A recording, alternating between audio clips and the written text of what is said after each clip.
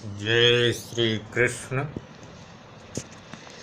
कृष्णं नारायणं वन्दे, कृष्णं वन्दे ब्रजप्रियं, कृष्णं द्वैपायनं वन्दे, कृष्णं वन्दे पृथासुतम्। आज हम भूमि विचार कहेंगे, क्योंकि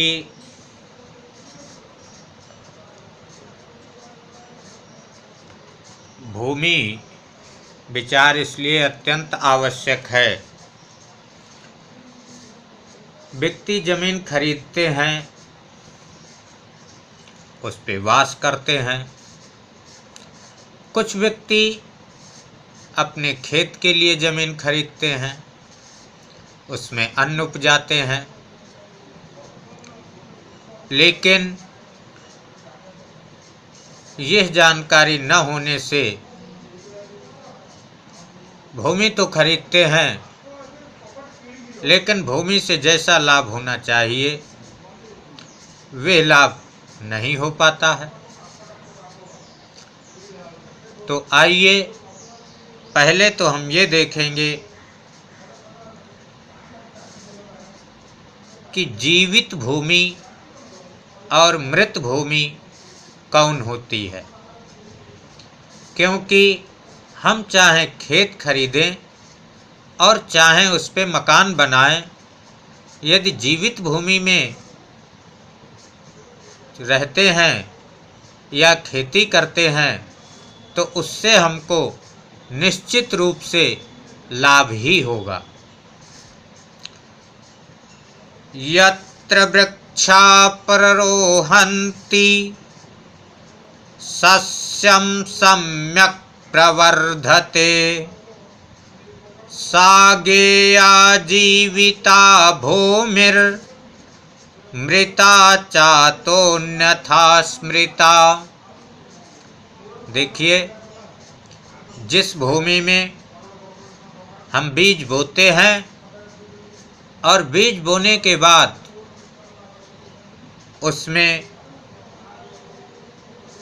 अन्न होता है, वृक्ष उगते हैं, तो वे भूमि अच्छी मानी गई है। वे भूमि जीवित भूमि कही जाती है। और जिस भूमि में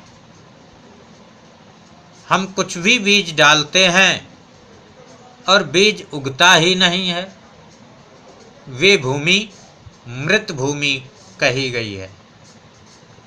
तो मृत भूमि में वास नहीं करना चाहिए,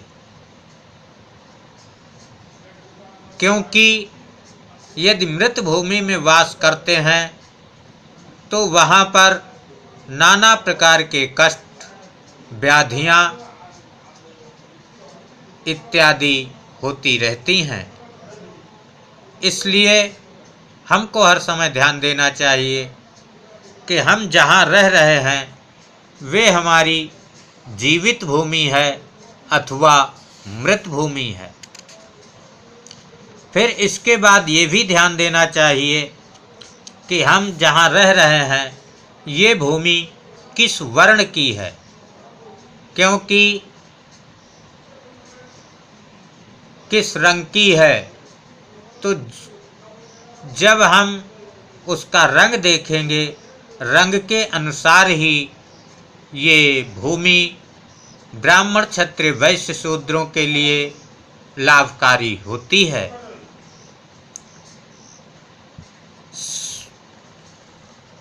शुक्लमृत्स्ना च या भूमिः ब्राह्मणे सा प्रकीर्तिता, क्षत्रिया रक्तमृत्स्ना च हरितवैश्या प्रकीर्तिता, कृष्णा भूमिर्भवेक्षुद्रा चतुर्धा भूप्रकीर्तिता, श्वेता सस्ता द्विजेन्द्राणां रक्त भूमिर्महीभुजां विषां पीता च शूद्राणां कृष्णान्येषां विमिश्रिता। देखिए, जो भूमि है शुक्ल सफ़ेद मिट्टी वाली जो भूमि होती है, जिसका रंग श्वेत होता है, वह ब्राह्मणी भूमि कही गई है। और जो लाल वर्ण की मिट्टी होती है, लाल रंग की, इस लाल रंग की मिट्टी को क्षत्रिया रक्त मृत्स्ना च, इसको क्षत्रिय भूमि कही गई है। और हरित वैश्या प्रकीर्तिता, तो हरित हरे रंग की या पीले वर्ण की जो भूमि होती है, उस भूमि को वैश्य भूमि कही गई है। और कृष्णा भूमिर्भवेत् क्षुद्रा, जो काले रंग की मिट्टी होती है, काले रंग की भूमि, उसको कृष्णा भूमि कहा गया है। और वे उसको शूद्र भूमि कहा गया। तो चतुर्धा भू प्रकीर्तिता, 4 प्रकार की ये पृथ्वी कही गई है। अब इसमें कौन सी पृथ्वी किसके लिए उत्तम है, इसके लिए कहते हैं श्वेता सस्ता द्विजेंद्राणाम, जो श्वेत रंग की भूमि है, सफ़ेद वर्ण की भूमि है, वे ब्राह्मणों के लिए उत्तम कही गई है। तो सफ़ेद रंग की भूमि में ब्राह्मणों को वास करना चाहिए। जो लाल वर्ण की भूमि है, उसको क्षत्रिय भूमि कही गई है। लाल वर्ण की भूमि में क्षत्रियों को वास करना चाहिए। और पीत वर्ण की भूमि में, पीत वर्ण की भूमि वैश्य भूमि कही गई है। इसमें वैश्यों को वास करना चाहिए। और जो काले वर्ण की भूमि है, ये शूद्र भूमि कही गई है।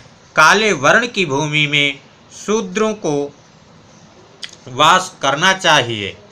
तो इसमें जिसके लिए जहाँ पर बताया गया है, यदि अपना शुभ चाहें तो उसी रंग की भूमि में वास करें। अब देखिए, जमीन लेते हैं तो कभी जमीन किसी तरफ ऊंची होती है, किसी तरफ नीची होती है। कोई कोई तो चारों कोने समतल बराबर होती है, वे तो सबसे श्रेष्ठ है। लेकिन जो भूमि एक तरफ ऊंची है, एक तरफ कुछ नीची है, या ज़्यादा नीची है, या झुकी है, तो उसके लिए बतला रहे हैं कि किधर को भूमि झुकी कैसी मानी गई है।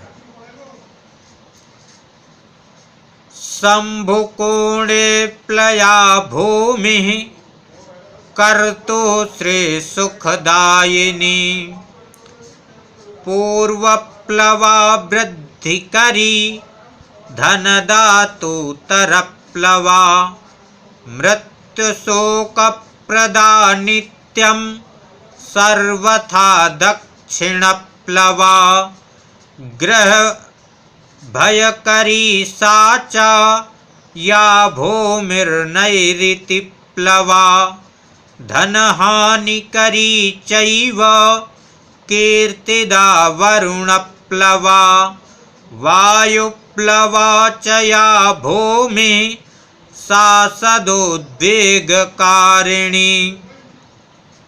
शंभुकोणे प्लवा भूमि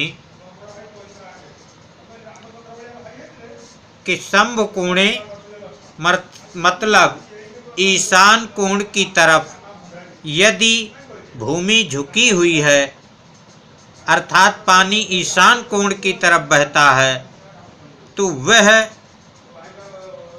वास करने के लिए अच्छी मानी गई है। वे संपत्ति और सुख को देने वाली होती है। और जो पूर्व दिशा की ओर भूमि झुकी हुई है, वे सदा हर समय सुख संपत्ति को बढ़ाने वाली होती है। उत्तर दिशा में झुकी हुई भूमि धन और धन की वृद्धि करने वाली होती है। दक्षिण दिशा में झुकी भूमि मरण और शोक देने वाली होती है। नैऋत्य कोण में झुकी हुई भूमि गृहनाश करने वाली होती है। पश्चिम दिशा में झुकी हुई भूमि धन हानि करती है, किंतु कीर्ति की वृद्धि करने वाली होती है। और वायु कोण में झुकी हुई भूमि सर्वदा उद्वेग अर्थात भय करने वाली होती है। इस प्रकार सबसे पहले भूमि की परीक्षा करना चाहिए और भूमि की परीक्षा के बाद ही वास करना चाहिए। यदि हम भूमि की परीक्षा करके वास करते हैं तो निश्चित रूप से सुख संपत्ति पौत्र आदि की वृद्धि करने वाली वे भूमि होती है। इसलिए निश्चित रूप से भूमि परीक्षण करें। जय श्री कृष्ण। वीडियो को लाइक शेयर सब्सक्राइब करें। जय श्री कृष्ण।